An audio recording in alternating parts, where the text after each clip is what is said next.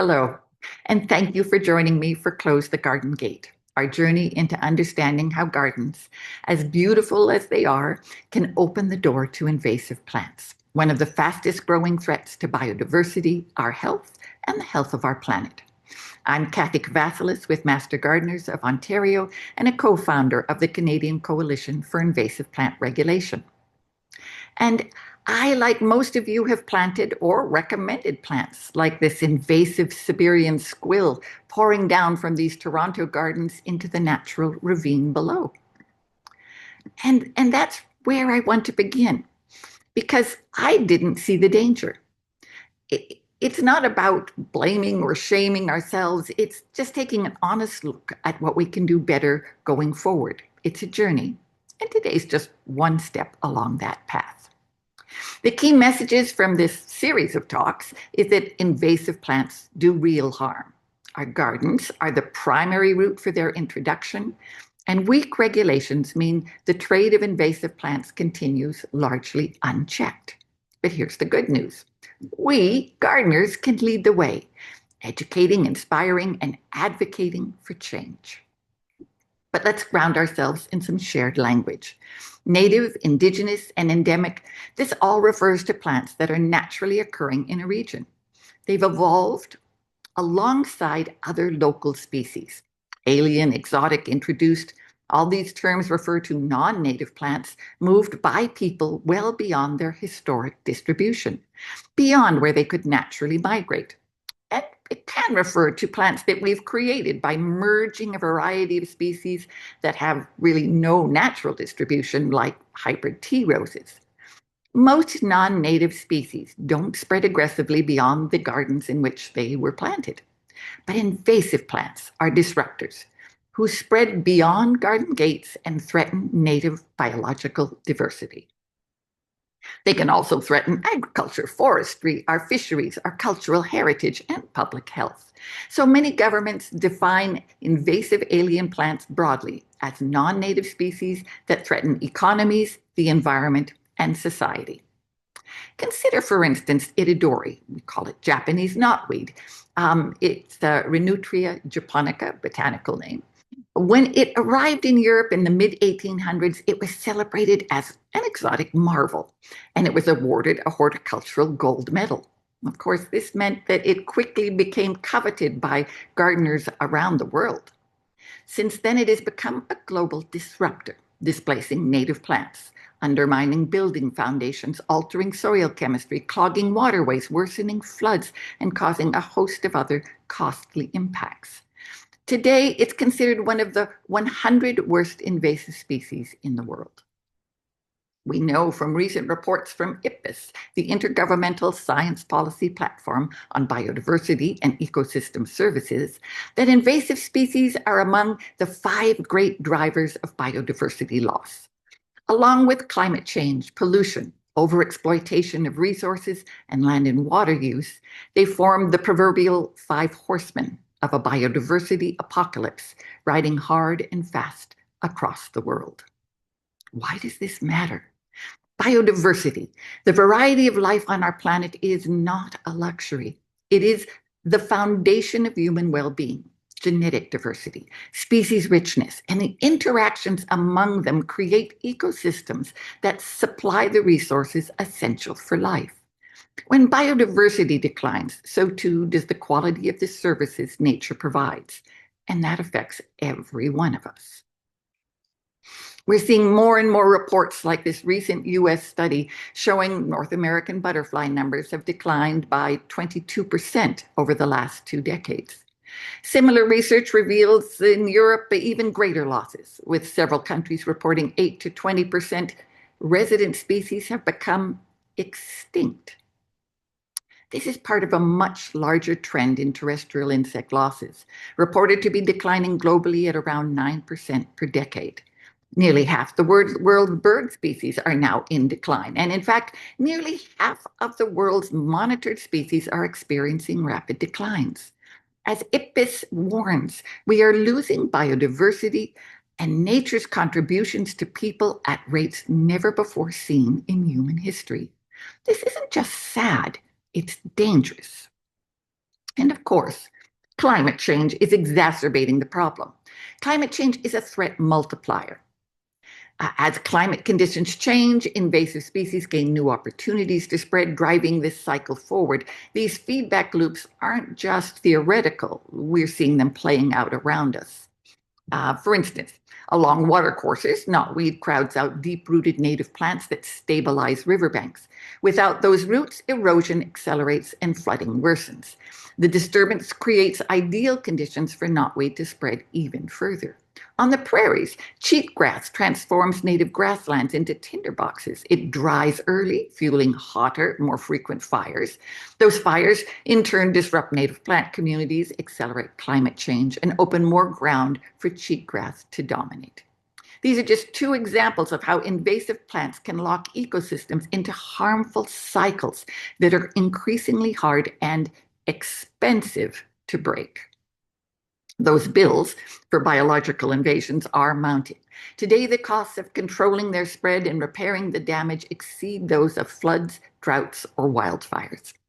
The horticultural and nursery trades are linked to at least 30% of all invasive species introductions. This means that we gardeners have the power to do something. But it can feel overwhelming when people are just trying to put food on the table, keep up with bills, or deal with extreme weather.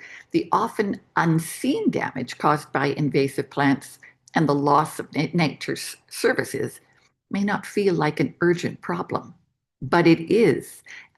But there is good news.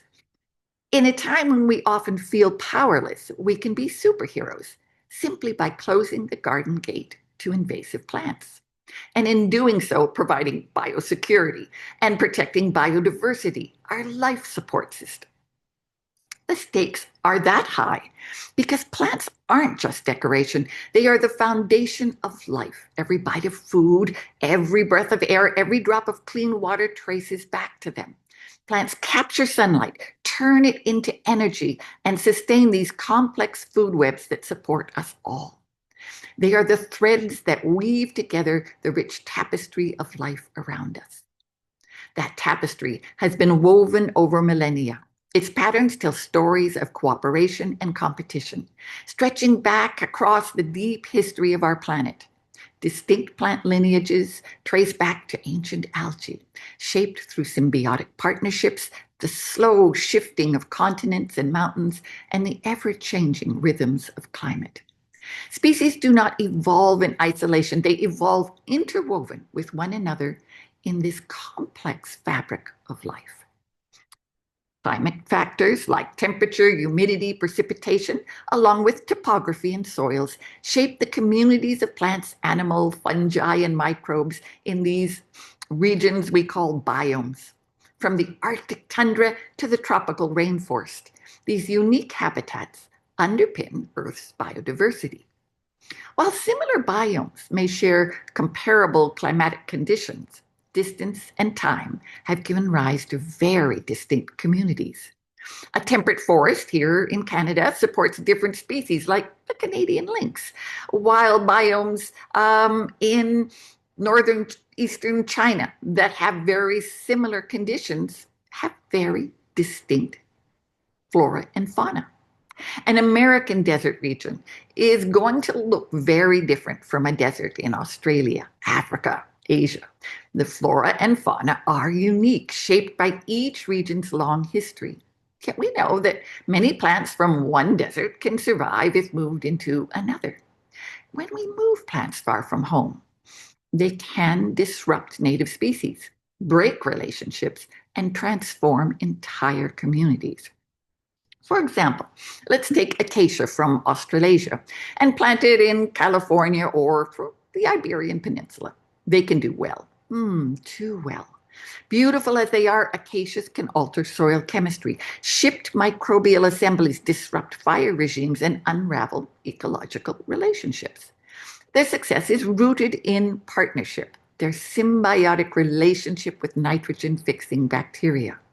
In new environments, that relationship can tip the balance in their favor, giving them a competitive advantage. Acacias, by the way, have the highest invasion rate of all the legumes, which tend to be more invasive than other groups of plants. Many invasive plants, like acacias, are introduced because they offer some perceived value to our landscapes.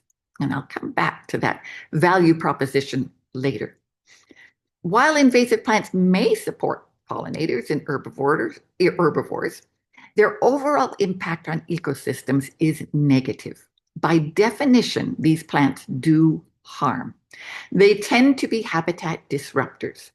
The species most vulnerable to this type of disruption are often the rare ones or the specialists. What are specialists? Well, specialists are species that can only thrive within a narrow range of conditions, or they may have limited diet. Take koalas, for instance. They're highly dependent on the leaves of eucalyptus. Their lives depend on access to eucalyptus. Enter a disruptor like the highly ornamental lantana camara, and this invasive plant can create thickets so dense that the koalas can no longer move between eucalyptus trees. Lantana threatens their existence along with 1,400 native Australian plant species and their associated food webs. It is altering fire regimes and, reshaping habitats. Many specialized relationships exist all around the world. Some people might think of the monarch butterfly or the milkweed tussock moth and their need for milkweed caterpillars. We often think of bees or pollinators because we know they are at risk. Many of our bees are specialists, tied to single species, a genus, or a family of plants. Bees evolved from predatory wasps 120 million years ago, shifting away from hunting to rely primarily on pollen and nectar. The relationship between bee and flower, however, is delicate. Plants benefit from pollination, but also must defend against too much of their pollen being consumed.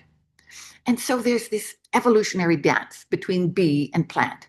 Some plants shape their pollen not only for ease of transport, but also to choose their dance partners and to prevent overconsumption. This colorized micrograph shows the diversity of pollen forms. Some grains are large and hairy, like that of morning glory. Others are tiny, like sunflower. Some, like evening primrose, have a decidedly unusual shape. But what you can't see are the phytochemicals, the amino acids, the toxins, and that make pollen more or less palatable by different pollinators. Only certain distinct species, for instance, of sweat bees, can consume the pollen of evening primrose or that of sunflower. If invasive plants disrupt this dance and knock a native plant off the floor, then specialists may be left without a partner. And the dance comes to an end. Some will ask, well, won't nature adapt? Well, yes, nature is not static. It is ever-changing. When conditions change, native plants and the species they support can adapt, evolve, or possibly migrate. But this requires time. Today, changes are happening too rapidly, and many species simply can't adjust. They're going extinct.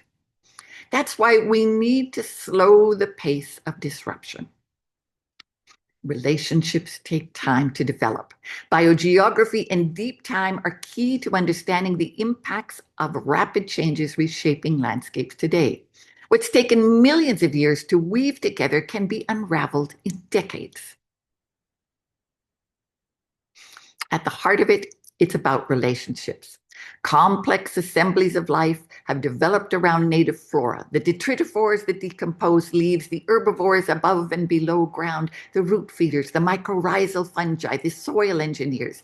Invasive plants support fewer relationships than native plants. When we choose what to grow, we shape more than a garden. We shape entire communities. And I'll stop there and give you more next time.